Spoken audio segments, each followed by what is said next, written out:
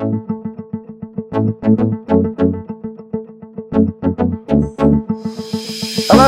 I'm retired Battalion Chief Larry Cockman from the Greensboro, North Carolina Fire Department History Book Committee.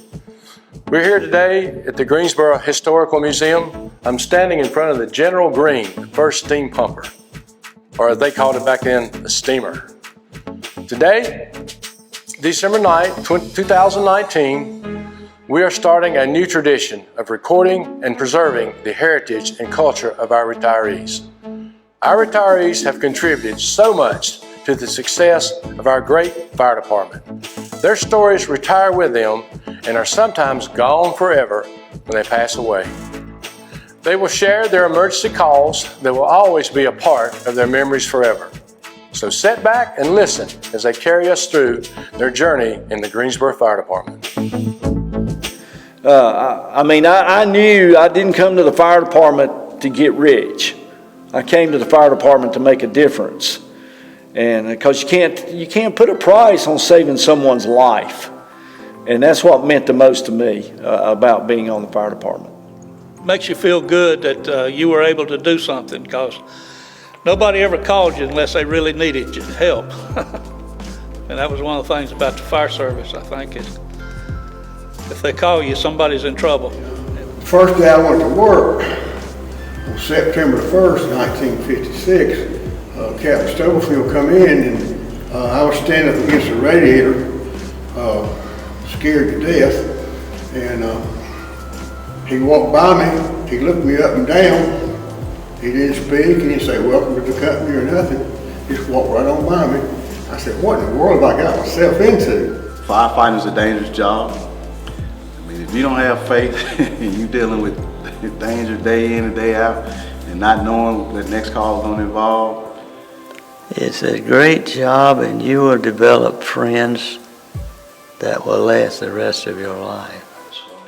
Well, you know, I had a lot of things to be proud of, because I was one that came from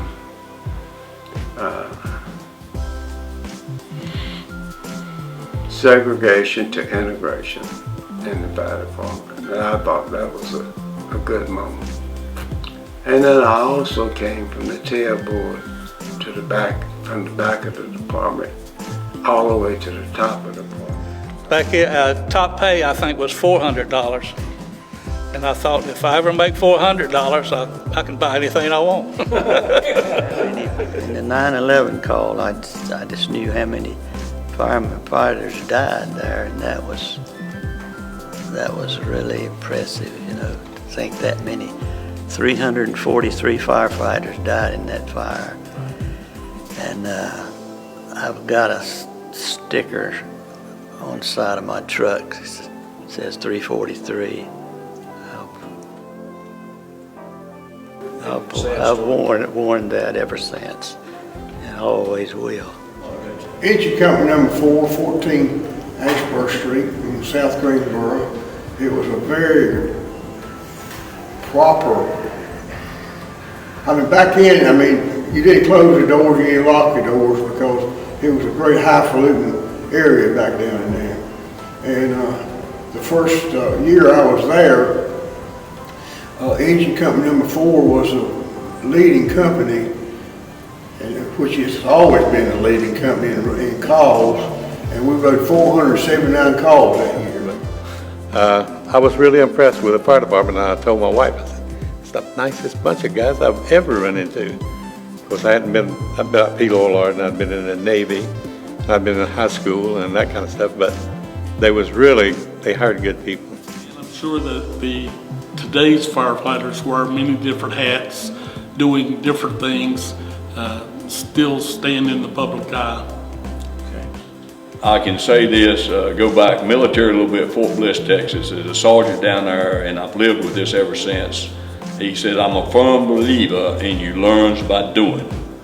And I've carried that through my life, and I think it plays heavily into the fire department, and you can learn from anyone and everyone. It's what's in the heart. It's not the color of your skin or anything else. Glenn Johnson was climbing an aerial ladder, and we thought the power lines had been turned off by Duke Power, and the ladder got tangled up in the lines, and it electrocuted Glenn and stopped his heart. And when we got him back down, and like I say, there were several of us that did this, but Charlie Jones and I ended up doing the CPR, and we brought him back. Who is most likely to really give you their best and lay their life down? Someone who just comes and it's a job, they work with you, or someone who loves you like family? You know, and that was evident on the Elm Street fire that happened, you know, back several years ago, you know, and you watched what took place, you know, and how everybody bonded. I mean, that was family. Those crews were close to each other. Chief Osmond's favorite thing was, like, when we were in the classroom, we couldn't even look out the window. When we were on that drill ground, if he caught you looking out to the street at a fire truck or something go by, his thing was, hey, if out there is more important than what I'm trying to teach you, then out there is where you need to be. This is his motto. So there was no joking, but we had a good time. There was a lot of stuff we had to learn, and we learned it. We didn't know it was a short period of time, but 6 weeks is not a long time to learn all the stuff that they throw at you in training. Firehouse living is different from what you think. You're all in the same bedroom, and you know, some lay down and you maybe want to go to bed, and some of them didn't want to. Some of them want to play around, wrestle, and all that stuff. So it just depends on who it was, and you know what crew you were at and where you were at. I was working the night Jesse Gray got backed over, and it really upset me for a long time. And knowing how Fred Lawrence was the driver, it really, I mean, I don't know how he ever got over it. I don't think he did, but it wasn't his fault. I mean, it just wasn't his fault. They told him to back up, and he did. If I was going to talk to a recruit class, a rookie class, and they came on the fire department, my charge to them would be to tell them that, look, you're fixing to undertake an occupation or a job here that's like no other that you'll ever have in your life. You're out here not only to work as a team with other men and women, but you're out here saving people's lives. When they have a bad day, everybody's running away, you're going in. So you got to have the stamina, the care, the experience, the knowledge that you're going to be taken care of, because you get killed. It's not a play game out here. But if you apply yourself, you got a chance to be the chief. If you don't apply yourself, you'll be on the back of the truck, or you'll leave this job because you won't be happy. You'll be miserable every day you come in. Well, as I've told many people, being a firefighter to me is the greatest thing in the world, because once everybody gets suited up, you all look the same. And when you're in the building and you can't see your hand in front of your face, you don't care what gender, you don't care what color, you don't care what religion. You've got your friend in there, and you've got somebody sticking right beside of you. Why did 343 firefighters die on 9/11? It's because they wasn't going to let their friends down. They were going to be right there with them through thick and thin. And that's what I loved about the fire service. Exactly, but I remember the first day I was at 11, we had 4 calls after midnight, and 2 of them were working fires, and I thought, is this the way it's going to be every day down here? I said, I'm not so sure this is what I signed up for, but it was good. I wouldn't have it any other way. But I actually think that seeing the people that you worked with grow and get confidence, to me, was one of the things that was a big deal to me. As a fireman, now Vic Stockard was drowned, as you know, and he was working. In fact, I was supposed to work for him the day that he didn't come to work, that he drowned. Well, if they'd have died on a fire, it would have been different. But Vic died mowing grass around his pond, and a tractor turned over with him. Oh, we was in the first training class in a new building, and we was the first ones to ever do it on an hourly basis instead of a working training. And in fact, it wasn't all completed. They were still working on things. We didn't have a smoke lab, different things. Didn't have a life net. We found that out early. And so it was very enjoyable. We had a wonderful time.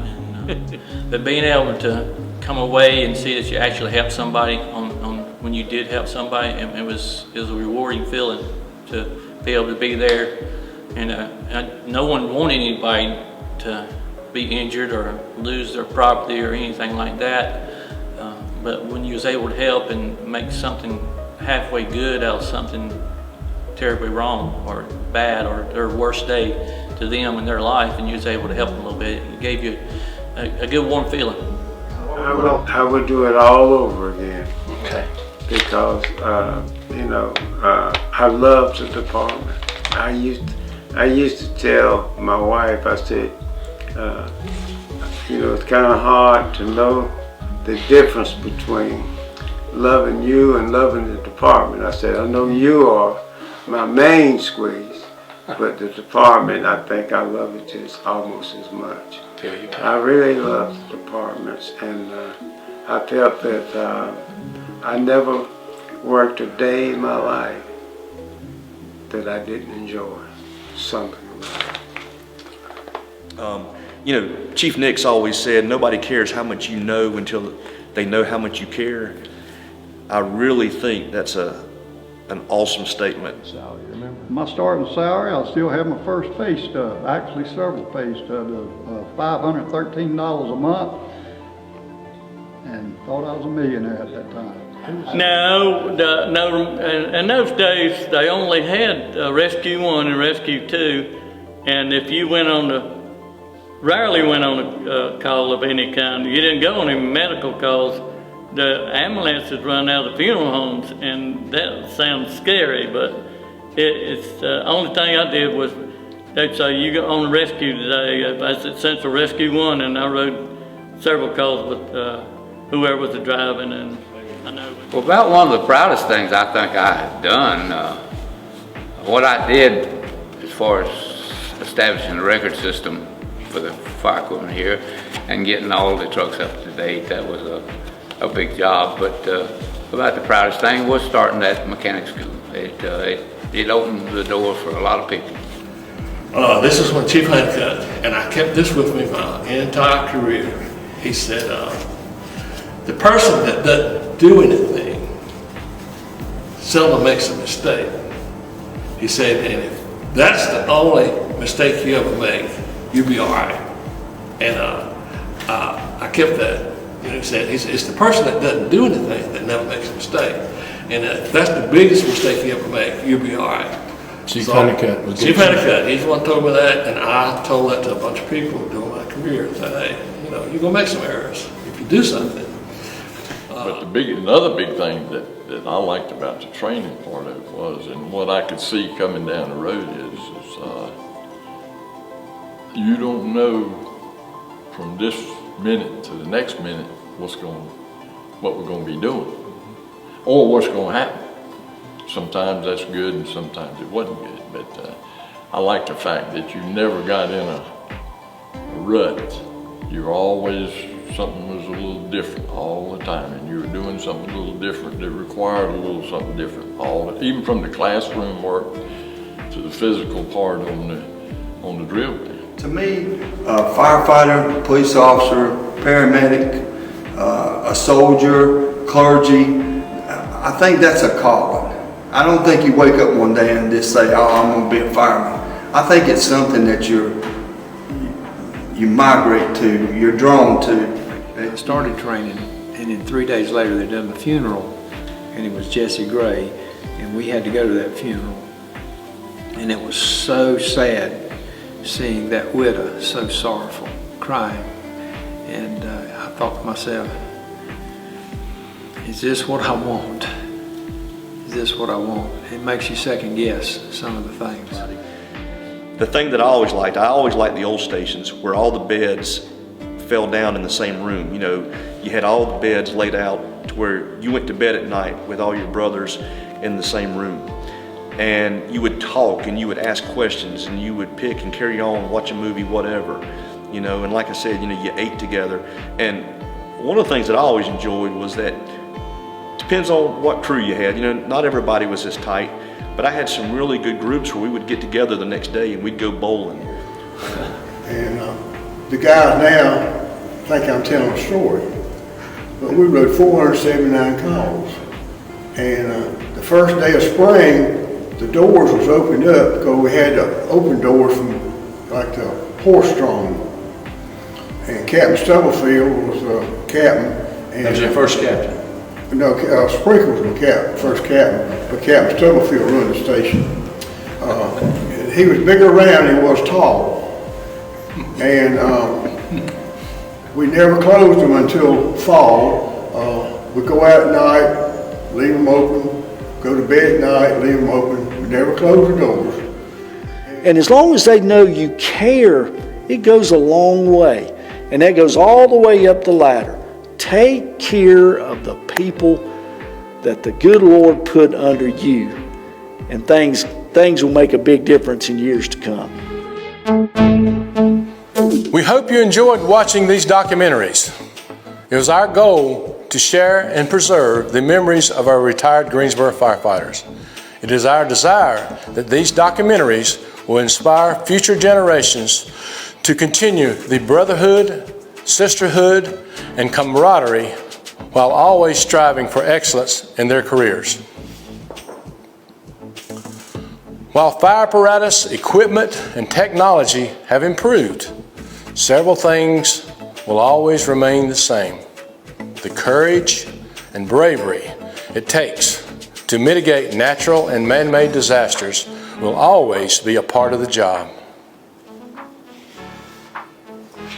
Although our retirees are no longer a physical part of the GFD world, a giant piece of each retiree's memories have been shared with you today. These memories will be in their hearts and minds forever.